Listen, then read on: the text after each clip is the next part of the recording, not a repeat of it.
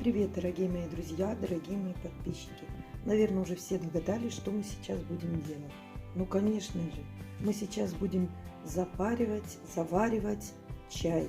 И чай я вам скажу, как я заготовлю. У меня есть чайничек. Сейчас очень прохладно, и вот эти вот насморки, кашли. И нужно как бы это немножко предотвратить. А если только начинающий кашель или насморк, вообще самый класс такой чай. Я что делаю? У меня вот корень имбиря. Я его раз туда, в чайничек. Я его порубила уже. Также у меня есть чай. Вот в такой баночке он у меня, видите, травяной. Тут крокодил, шалфей и чуть-чуть мятки. Много мяты тоже не надо. Я в чайничке сейчас насыпала вот так. Я сделаю как бы немного, потому что я одна. И мы его кипятком запариваем. Корень имбиря, имбирь, шалфей, мелисочки чуть-чуть у меня там.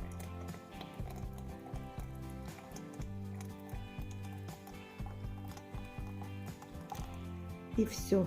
И пусть он настаивается немножко. И закрыли чайничек. Пусть он чуть-чуть настоится. Но я не буду ждать, пока мы настоим. Я сейчас налью себе сразу. И потом еще попью вместе с вами.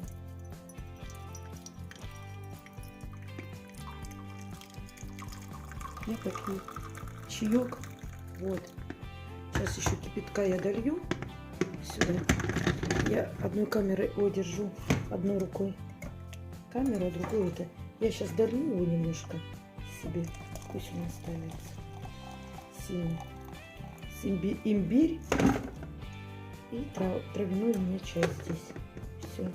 Все. И теперь мы что? Будем с вами пить вот такой у меня чай с имбирем. С имбирем и травяной чаечек. И у меня малиновое варенье и мед. Это уже на ваше усмотрение.